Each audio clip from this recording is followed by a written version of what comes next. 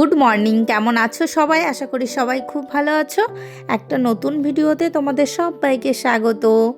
কাল তো টিকিট পাইনি, আমাদের বিকাল হয়ে গেছিলো সি বিচ থেকে যেতে, তার জন্য আজকে সকাল সকাল একদম রেডি হয়ে বেরিয়ে পড়েছি। এখন যাব কন্যাকুমারীর ওই মন্দিরটায়, যেটা তোমাদের কালকে ভিডিওতে দেখিয়েছিলাম না, সমুদ্রের মাঝখানে লঞ্চে করে যেতে হয়। ওই দেখো ওই মন্দিরটাই যাব। এই যে এইগুলোকে কি বলে আমি ঠিক জানি না, এগুলো লঞ্চ বলে নাকি বোট বলে। অনেক মানুষ ধরে একসঙ্গে, 100 জনের বেশি। তো এই লঞ্চে করেই আমরা যাব। আর এই লঞ্চে ওঠার জন্য টিকিট কাটতে হয় 100 টাকার লাইন। সেটা অনেক বড় লাইন, 3-4 ঘন্টা লেগে যাবে, এত বড় লাইন। আর 500 টাকার একটা টিকিট আছে। তো ভাবলাম আজকেও যদি টাইম হয়ে যায়, 3-4 ঘন্টা হয়ে যায়, এখানেই বোরিং হয়ে যাবে, তার জন্য 500 টাকার টিকিটটা আমরা কেটে নিয়েছি। আর এই দেখো আমরা লঞ্চে উঠে পড়েছি। আর এত সুন্দর লাগছিল সমুদ্রের মধ্যে দিয়ে ওই মন্দিরটায় যাব, যেখানে যাওয়ার জন্য এতটা কি বলবো ব্যস্ত হয়ে উঠেছিলাম। তো এইখানটায় ফাইনালি আমরা আসতে পেরেছি। আর এখানে এসে এত ভালো লাগছিল, চারিদিকে সমুদ্র, মাঝখানে এই মন্দিরটা। আমি হয়তো ক্যামেরায় ভালো করে তোমাদের পুরোটা দেখাতে পারছি না, এই জায়গাটা তো অনেক বড় মন্দিরটা। তো আমি তোমাদের কি করে চারিদিকটা ঘুরে দেখাবো, তবুও যতটুকু সম্ভব ততটা তো তোমাদের দেখাবোই। আর এখানে একটা মন্দির আছে, তার জন্য জুতো রেখে যেতে হয়। এখানে ঢুকেই জুতোর কাউন্টার আছে, এখানে জুতো খুলে এখানে মন্দিরে যেতে হবে। তো ভীষণ সুন্দর। আর এখানে প্রচুর হাওয়া দিচ্ছিল, দেখো আমার চুলগুলো দেখে বুঝতেই পারছো। এতটা হাওয়া যদি কলকাতায় দেয় তাহলে তো বুঝতে পারছো পুরো ঝড়ের মতন। আমি ফোনটা ধরে রাখতে পারছি না, ফোনটা মনে হচ্ছে উড়িয়ে নিয়ে চলে যাবে। আর আমার বাবান তো একা একা দাঁড়াতেই পারছে না, ওকে ধরে রাখতে হচ্ছে, না হলে উড়িয়ে নিয়ে যাবে, এতটা হাওয়া ছিল।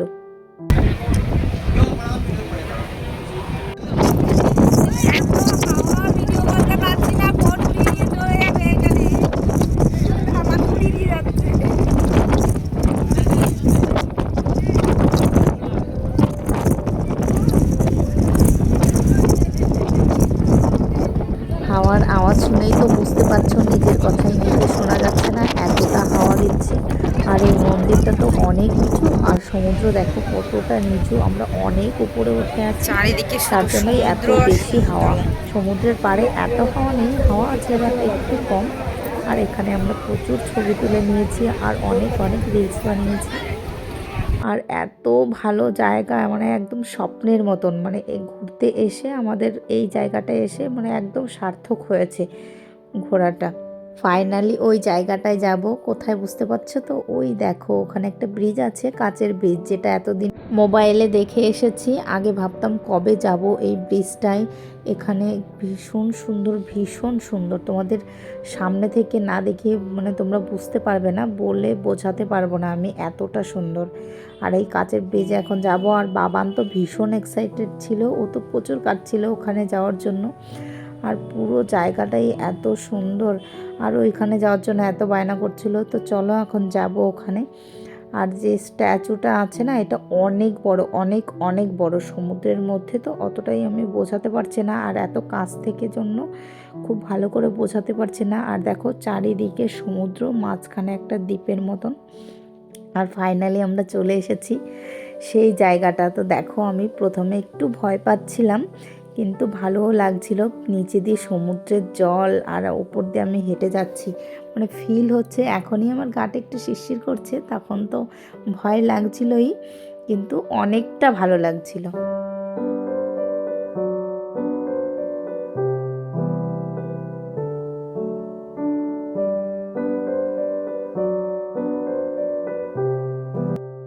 এদিকে বাবানকে বলছিলাম আমাদের একটু ভিডিও করে দাও, আমি আর তোমার পাপা একটু এখান দিয়ে হাঁটবো, সেটা ভিডিও করে দেবে। আমার মেয়ে ভিডিও না করে সেগুলো সব ছবি তুলেছে, আর এত সুন্দর হয়েছে। ও না সবসময় এরকম দুষ্টুমি করে, যদি ওকে বলি আমাদের একটু ছবি তুলে দাও তাহলে নিজের ছবি তুলবে একদম সামনে ক্যামেরা নিয়ে, আর যদি বলি একটু ভিডিও করে দাও তাহলে ভিডিও তো করবেই না, ও ছবি তুলে নেবে। আর দেখো ওই মহিলাটা এসেছিলো একটু ভিডিও করে দেওয়ার জন্য, ওনাকে একটু ভিডিও করে দিলাম। আর আমার এখানে হাঁটতে ভীষণ ভালো লাগছিলো, প্রচণ্ড ভয় লাগছিল তবুও ভালো লাগছিল, তোমাদের তো আগেও বললাম। আর নিজেই এখন ভিডিও করছি, দেখো এখান দিয়ে হাঁটছি। আর আমার বাবান কিন্তু একদমই ভয় পাচ্ছে না, দেখেই বুঝতে পারছো। আর এদিকে আমরা প্রচুর ছবি তুলে নিয়েছি, প্রচুর ভিডিও বানিয়ে নিয়েছি। আর এইদিকে দেখো বাবান আর ওর ঠাম্মা এখানে বসে গল্প করছে। মা তো একটু হেঁটেই ভয় লাগছিল, তার জন্য আমরা এতক্ষণ গেছি, এত ভালো লাগছে না, ভয় লাগছে, পাটা শিরশির করছে। ঘরে ওর বাবান দেখো, ও একটুও ভয় পাচ্ছে না, ও আর দৌড়ে বেড়াচ্ছে। ফোনটাই উঠে চলে যাবে, ফোনই ধরতে পারছি না, এত হাওয়া দেখো, চুল থেকেই বুঝতে পারছি। এই মন্দিরটায় 3-4 ঘন্টা আমরা ছিলাম, যতক্ষণ খুশি এনজয় করে নিয়েছি। তোমার সেরকম কোনো টাইম নেই যে এতক্ষণ থাকতে হবে, যতক্ষণ ইচ্ছা তোমরা ততক্ষণই থাকতে পারো, কিন্তু বোট যতক্ষণ যাওয়া আসা করবে। তো আমরা 3-4 ঘন্টা থেকেছিলাম, তারপর আমরা চলে আসছি দেখো এদিকে বোটে করে। আর সমুদ্রের জলটা দেখো এত ভালো লাগছিল, আর আমাদের বোটে করে একটু ঘুরিয়েও নিয়ে এসেছিলো।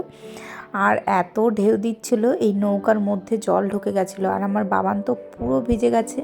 আমরা সবাই ভিজে গেছিলাম, এই যে এই জানলার ওপর দিয়ে জল উঠে গেছিলো। আর বাবান তো একটু ছোট হাইটে, তো ওর মাথা পর্যন্ত জল উঠে গেছিলো, পুরোটাই ভিজে গেছে। আর এত সুন্দর লাগছিল জল দেখতে, আর পুরো নীল জল। আর দেখো এই যে এই বোটে করে আমরা এসেছি, আমরা নেমেছি, তো তারপর আবার লোক নিয়ে যাচ্ছে এই বোটে করে। জানি না কবে আবার আসতে পারবো। আমরা যতটা ঘুরেছি সাউথ ইন্ডিয়ায়, আমার সব থেকে এই কন্যাকুমারীটা বেশি ভালো লেগেছে, সব থেকে ভালো লেগেছে। আর ওই যে দূরের রাস্তাটা দেখা যাচ্ছে, কালকে গেছিলাম ওই রাস্তায়, তোমাদের তো দেখিয়েছি, পাথর দিয়ে বানিয়েছে, বড় বড় পাথর দিয়ে। তো আমরা বোটে করে আসার সময় বাবানের জামা ভিজে গেছিলো, বোটের মধ্যে জল ঢুকে গেছে, তো তার জন্য বাবানের জামা চেঞ্জ করতে এসেছি। আর তোমাদের দাদাভাই আর মা যাচ্ছে রেস্টুরেন্টে বসে আছে, তো আমরা এখন যাচ্ছি খেতে দুপুরের খাওয়া। ওকে চলো। তো দেখো রেস্টুরেন্টে এসে আমরা খাবার অর্ডার দিয়েছিলাম। বাবান তো নুডলস খাবে আগেই বলে রেখেছিল, আর আমরা আজকে নিয়েছিলাম থালি। আর এখানে সব সময় নিরামিষই খাওয়া হচ্ছে, সেরকম আমিষ কিছু পাওয়া যায় না এখানে, তার জন্য নিরামিষ থালিই নিয়েছিলাম। আর বাবান চাউমিনটাই খাচ্ছিল, ও কিছুতেই খাবে না ভাত। তো চলো এখন আমরা খাওয়া দাওয়া করি। আর থালিতেও অনেক কিছু ছিল, 7-8 রকমের পদ ছিল। তো এখানে অল্প অল্প করে দিয়েছিল, কিন্তু টেস্টি ছিল খাবারটা। তো চলো আমরা খাওয়া দাওয়া করি। খাওয়া দাওয়া করে আমরা চলে এসেছি দোকানে। होलसेल रेट के बेचते हैं, दूसरा दुकान में ये वाला 4,500 रुपए बेचते हैं, ये कोई डैमेज नहीं रहता है, इतने दाम का नहीं है वो दूसरा। अच्छा बात सुनो, ये वाला लेगा না না, এইটা 1,500 देते हैं। তো দেখো বিকালবেলা চলে এসেছি, এই যে নৌকাগুলো আছে, এত ভালো লাগছে না, আমি কখনো নৌকায় উঠিনি, তার জন্য আসলাম। নৌকায় বসবো, একটু ছবি তুলবো। উঠি নৌকায়, আমি কোনোদিনও নৌকায় উঠিনি। এই দেখো কি দারুণ, ওখানে মাছকে খেতে দেবে জন্য মাছ কাটছে, বড় মাছকে খেতে দেবে, ছোট মাছ ধরে তাই মাছগুলো কাটছে, তোমাদের দেখাচ্ছি। আর কি দারুণ লাগছে সমুদ্রটা, আমার ফোনে আসছে না ঠিকঠাক করে, একদম সাদা হয়ে যাচ্ছে। আর এত নৌকা, কি দারুণ লাগছে দেখো, এই নৌকাগুলো নিয়ে যায় মাছ ধরতে। চলো, মাছ কাটছে সেগুলো তোমাদের দেখাচ্ছে, এখান থেকে ধরেছে এই দাদারা, এই ছোট মাছগুলো ধরেছে এই কাছ থেকেই, এইগুলো কাটছে, এই নৌকা করে যাবে বড় মাছ ধরতে দূরে। তো সেটাই দেখছিলাম একটু, অনেক মাছ ধরেছে ছোট ছোট, সেগুলো কেটে কেটে সব বড়শিতে ঢোকাচ্ছিল। আর এদিকে এত নৌকা ছিল না, এখানে অনেক ছবি তুলে নিয়েছি। তারপর আমিও তোমাদের দাদাভাই চলে এসেছি একটু ডাব খেতে, তো এখান থেকে একটু ডাব খেয়ে নেব। আর এখানকার ডাবগুলো দেখেছো তো, সব লাল, আমাদের ওইদিকে লাল পাওয়া যায় কিন্তু খুবই কম, আর এখানকার সমস্ত ডাবই লাল। তো চলো আমরা একটু ডাব খেয়ে নিই। বিকালবেলা আমি আর তোমাদের দাদাভাই একটু ঘুরতে বেরিয়েছি, বাবান আসবে না তাই বাবানকে রেখে এসেছি ওর ঠাম্মার কাছে।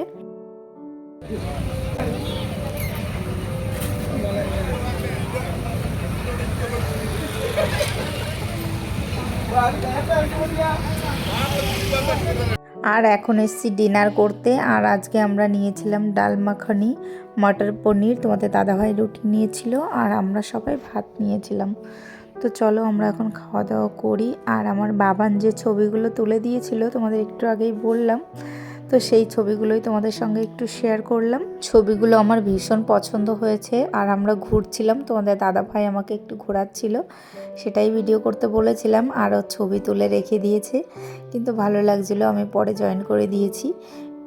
তো আজকের ভিডিওটা তোমাদের কেমন লেগেছে অবশ্যই কমেন্টে জানাবে, আর ভিডিওটি ভালো লাগলে একটা সাবস্ক্রাইব করে দেবে।